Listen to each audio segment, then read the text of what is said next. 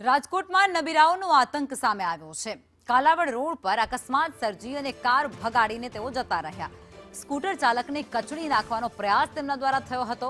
અકસ્માત સર્જી અને કાર ચાલક ત્યાંથી ફરાર થઈ ગયો હતો।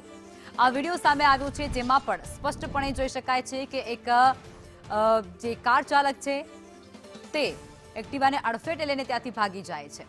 સંવાદદાતા મયુર અમારી સાથે જોડાઈ ગયા છે। મયુર, શું છે આખો આ વિડિયોનો મામલો?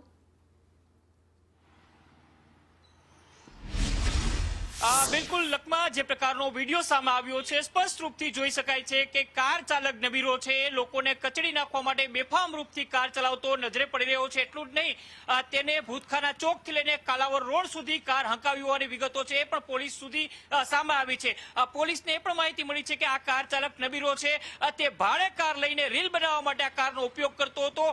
શુક્રવારે રાતથી લઈને શનિવાર રાત સુધીની અંદર 2 દિવસ સુધી આ કાર ચાલક નબીરાએ આતંક મચાવ્યો હતો। જે પ્રકારે રાજકોટના કાલાવડ રોડ ઉપરના વિડીયો સામે આવ્યા છે, એક સ્કૂટર ચાલક છે તેને કચડી નાખવાનો તેનો પ્રયાસ થયો હતો। એટલું જ નહીં, પરંતુ તેના સાથી વ્યક્તિ છે તેના દ્વારા રીલ પણ બનાવવામાં આવી હતી અને રીલ બનાવીને તેને સોશિયલ મીડિયાની અંદર વાયરલ પણ કરી છે। હાલ આ રીલના નામે જે પ્રકારે આતંક મચાવ્યો હતો, આ રીલ બનાવનાર વ્યક્તિ અને કાર ચલાવનાર વ્યક્તિ છે તેને પોલીસ શોધી રહી છે। પરંતુ જે પ્રકારે રાજકોટની અંદર નબીરાઓનો આતંક સામે આવી રહ્યો છે, સ્પષ્ટ રૂપથી જોઈ શકાય છે કે કાયદો અને વ્યવસ્થા છે અને કડક બનાવવાની જરૂર છે અને આ પ્રકારના નબીરાઓ છે તેમની સામે કડકમાં કડક હાથે કાર્યવાહી કરવાની જરૂર છે।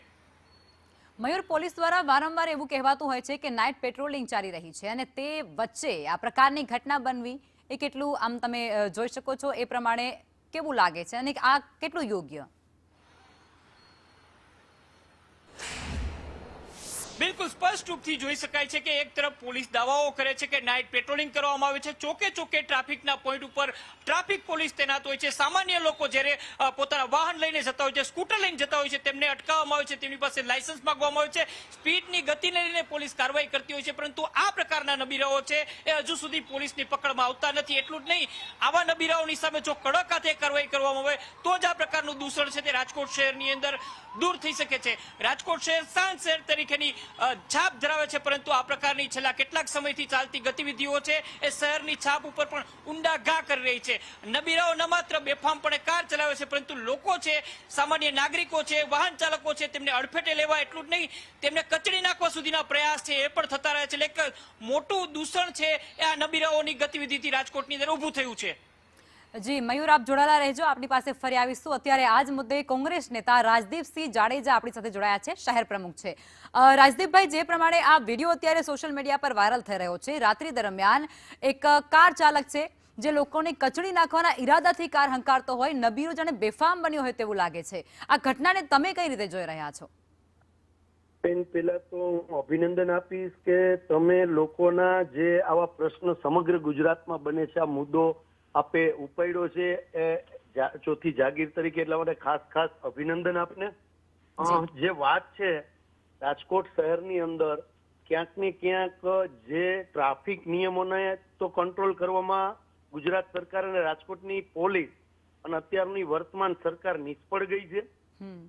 આવા અનેક વાર બનાવો બને છે રાજકોટની અંદર। માની લ્યો કે ભૂતકાળની ઘટના હું આપને કહું તો સિટી બસ કે જે મહાનગરપાલિકા દ્વારા ચાલતી હોય એને ધોરા દિવસે ઉડાડી અને 2 થી 3 લોકોના જીવ ગયા હતા રાજકોટ શહેરની અંદર। આવા અનેક બનાવો બને છે રાજકોટની અંદર, આખા ગુજરાતની અંદર। ક્યાંક ને ક્યાંક ભારતીય જનતા પાર્ટીની સરકાર છે એ ક્યાંક ને ક્યાંક તાઇફાઓમાં વ્યસ્ત છે। આજની જ તમને વાત કરું કે માની લ્યો કે ગઈકાલનો બનાવ છે, આજે મુખ્યમંત્રી શ્રી રાજકોટ શહેરમાં છે તો તમામ પોલીસ કાફલો એ જગ્યાએ લાગેલો હોય છે। ટ્રાફિક વ્યવસ્થા અને એક કડક કાયદો છે એમાંથી છટકબારી કરીને આવા લોકો જે નબીરા તમે કહી રહ્યા છો કે એના મમ્મી પપ્પાને પણ નથી ખબર હોતી કે આપણો દીકરો કઈ રીતે વાહન ચલાવે છે। અત્યારના આ સોશિયલ મીડિયાના યુગમાં ક્યાંક પોતાની રીલ ઉતારવા માટે અથવા ડ્રિંક એન્ડ ડ્રાઈવ, બરોબર છે, તો તદ્દન સરકાર નિષ્ફળ છે અને પોલીસ તંત્ર પણ નિષ્ફળ છે।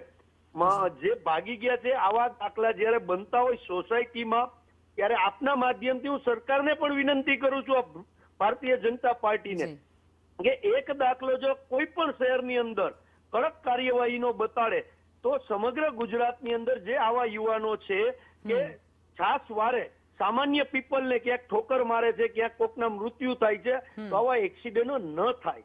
પણ દુઃખ સાથે કહેવું પડે છે કે ભારતીય જનતા પાર્ટીની ગુજરાતની વર્તમાન સરકારની અંદર, સમગ્ર ગુજરાતની અંદર આવો એક પણ દાખલો નથી બેસાડ્યો, દાખલા સ્વરૂપે આવો દાખલો નથી બેસાડ્યો. એટલે આવા નબીરાઓ છે એની હિંમત ખુલે છે, અને આ હિંમત ખુલે છે એટલા માટે જ આવા કાર્યક્રમો થાય છે. બિલકુલ રાજદીપસિંહ, આપ જોડાયા તે બદલ આભાર.